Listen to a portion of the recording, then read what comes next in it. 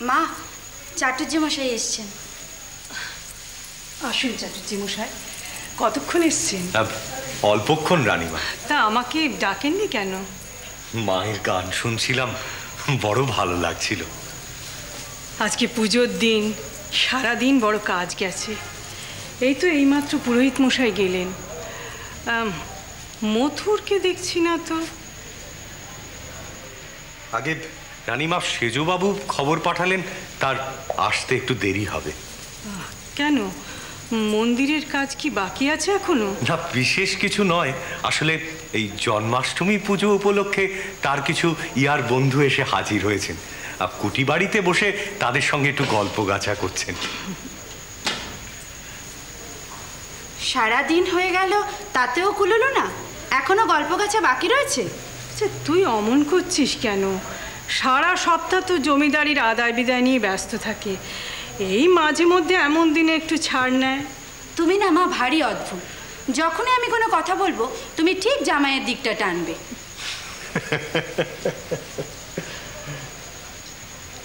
আজকের দিনটা কেমন গেল চাটুর্যে মশাই? সব ঠিক আছে রানীমা। জন্মাষ্টমী পুজো যা হয়েছে, কলকাতাতে এর আগে কখনো এমন হয়নি। চারিদিকে একেবারে ধন্যি ধন্যি পড়ে গেছে। মানুষজন ধন্যি ধন্যি কাকে করছে চাটুর্যে মশাই? জগন্মাতাকে তো, রানী রাসমণিকে নয় তো। আমার মন্দির কিন্তু সেই দিনই সার্থক হবে যেদিন মানুষজন মাকে দেখতে মন্দিরে আসবে, মায়ের বাতাসে শ্বাস নিতে আসবে। সেই দিনই আমার মন্দির সার্থক হবে। যতদিন রানী রাসমণির কীর্তি দেখতে আসবে, ততদিন কিন্তু এটা একটা পাথরের স্তূপ হয়ে থাকবে। তাই আমি মথুরকে বলেছি, আপনাকেও বলছি, দক্ষিণেশ্বর মন্দির যেন মাতৃপীঠ হয়। এ যেন রানী রাসমণির মন্দির বা জানবাজারের রাজবাড়ির মন্দির না হয়। আপনি আপনি এইভাবে ভাবেন? হ্যাঁ চাটুর্যে মশাই। মন্দিরে কালিকা পুজো ঠিক মতন হয়েছে তো? হ্যাঁ হ্যাঁ, সেখানে তো রামকুমার রয়েছে, অসুবিধে কিছুই নেই। তাছাড়া ওর ছোট ভাইও তো এখন মন্দিরের কাজে লেগেছে। সব দিক দিয়ে একটা বেশ পরিপাটি ভাব। হ্যাঁ, আমি ভট্টাচার্য মশাইয়ের ভাইয়ের কথা শুনেছি। মথুর বলেছে ও নাকি মাকে সাজায়। হ্যাঁ রানীমা, এমন ভাব তার যেন বিগ্রহ সাজাচ্ছে না, রক্ত মাংসের মাকেই সাজাচ্ছে। সাজাতে সাজাতে আবার বিড়বিড় করে কি বলে। কেমন ধারা যেন। আমি যাব, আমিও সাজ দেখতে যাব।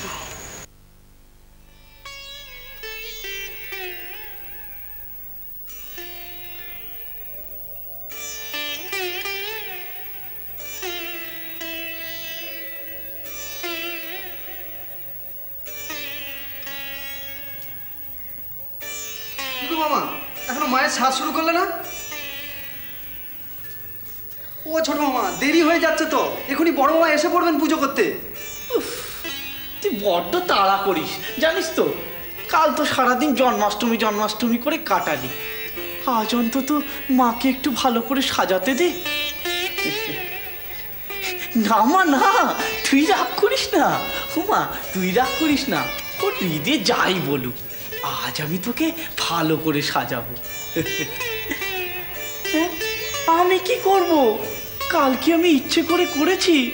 ওরা তো আমায় বিষ্ণু ঘরের কাজ চাপিয়ে দিল। তাই তো তোর এখানে এমন নম নম করে সারলুম।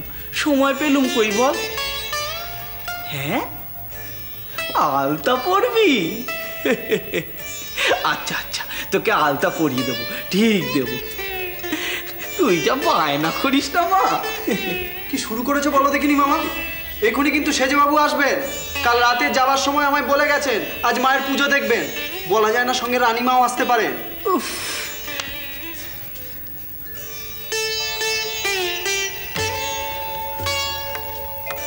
ছোট মা, ও ছোট মা, কি এত বকবক করছিলে? বাইরের লোক দেখলে কি ভাবতে বলো তো? ভাবতো বাবুজি তোমার ডেকে কথা কইছেন। তুই কি জানিস রে? মা মা আমার সাথে অমন করে কথা বলে। তাই বুঝি? সাধে তোমাকে লোক পাগল বলে? সে পাগল যে যা ইচ্ছা বলে বলি, আমি তো মায়ের মনের কথা জানি। মা আমার পরীক্ষা নেয়, তাই না মা? সে তুই চাই ভাব মা, আমি তো তোর কাছে চেয়েই নিয়েছি যা চাইবা। কি রে মা, দিবি তো? ও মামা তাড়াতাড়ি নাও না। রিতে রিতে দেবে রে, দেবে দেবে বলেছে। আমি তো মায়ের কাছে বলেই দিয়েছি, মা আমার সত্য অসত্য সব তোর, আমার শুধু শুদ্ধা ভক্তি চাই। ভালো মন্দ ধর্ম অধর্ম সব তোকে দিয়ে দিয়েছি, তুই শুধু আমায় শুদ্ধা ভক্তি দে মা, শুধু শুদ্ধা ভক্তি দে। জ্ঞান অজ্ঞান সূচি অসুচি সব তোর, আমার কিচ্ছু লাগবে না মা, কিচ্ছু লাগবে না। কি হচ্ছে মামা, কাজটা করো না। রিতে রিতে রে, কেমন যেন টান লাগে রে। মাইরে বুঝি না। কেমন কেমন টান জানিস? ঠিক ঠিক কেমন বলতো? বিষয়ের যেমন বিষয়ের প্রতি টান, সতীর যেমন পতির প্রতি টান, বা মায়ের যেমন সন্তানের প্রতি টান, তাও বলতে পারিস।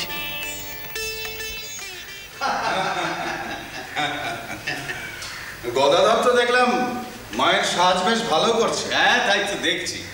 ও খুশি তো? আমি তো ওকে মনের আনন্দে কাজ করতে বলেছিলাম। হ্যাঁ করছে তো, তাই কিছুই তো দেখছি বলতে হচ্ছে না। বেশ সময় মতো উঠে নিজের কাজ নিজের মতনই করছে। আবার দেখছি কি জানেন, ওই কাক ভরে উঠে হৃদয়কে সঙ্গে নিয়ে মায়ের সাজ সব গোছগাছ করছে। বলতে দ্বিধা নেই, এ আপনার জন্যই সম্ভব হয়েছে। আরে না না, আমি আমার মনের ইচ্ছা ব্যক্ত করেছিলাম, ওকে যুক্তি সহকারে বুঝিয়েছিলাম, ও সেটা গ্রহণ করেছে। না না, ও যুক্তি তো আমি ওকে প্রচুর দেখিয়েছি, কিন্তু কি জানেন, আমার কোনো যুক্তি কিন্তু ওর কাছে ধোপে টেকেনি। আসলে কি জানেন, যুক্তি দিয়ে ওকে কখনো বেঁধে রাখা যায় না, যতক্ষণ না ও নিজের মনে সেটাকে মেনে নিচ্ছে। আসলে আপনার কথা ওর ভালো লেগেছে, তাই হয়তো আনন্দের সঙ্গে সমস্ত কাজও করছে। হয়তো তাই। আমি যেটা চেয়েছিলাম সেটা হয়েছে বলে আমি খুশি। যাক, আপনাকে ও খুশি করতে পেরেছে জেনে আমার বেশ ভালো লাগছে। এই তো আপনার পুজোর আগে ও মায়ের সাজ করছিল, ভারী নিষ্ঠা ওর কাজে। তারপর আপনার ভাগ্নের হৃদয়কে ও ঈশ্বর প্রতি টান হিসেবে বিভিন্ন রকম কথা বলছিল। কি প্রাঞ্জল ব্যাখ্যা! আমাকে দেখে অবশ্য চুপ করে গেল।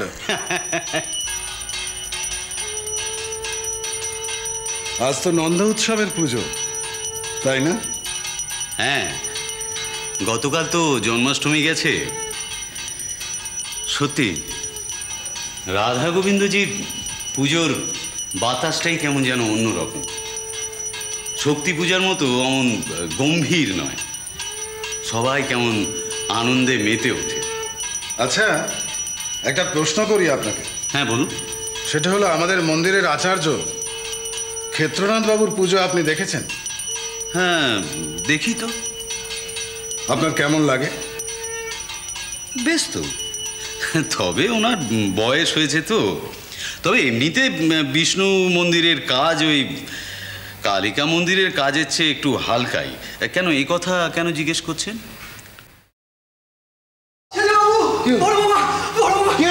সর্বনাশ হয়ে গেছে। কি হয়েছে? ক্ষেত্র ঠাকুর গোবিন্দজিকে শয়ন করাতে নিয়ে যাচ্ছিলেন, সে সময় তার হাত থেকে গোবিন্দ মূর্তি মাটিতে পড়ে যায়। হ্যাঁ বড় মা, গোবিন্দজির পা ভেঙে গেছে। বড় মা, পা ভেঙে গেছে। উৎসবে গোবিন্দজির পা ভেঙে যাওয়া মহা অকল্যাণ, কিছু একটা ব্যবস্থা করতেই হবে, না হলে ঘোর অনর্থ ঘটবে। আমার যে বুকে কি যন্ত্রণা, কাল সারা রাত আমি ঘুমোতে পারিনি রে। নিন, বুঝেছি, চলুন। ওরে, আমার খুব কষ্ট হচ্ছে রে, আমি যেন হাঁটতে চলতেও পারছি না।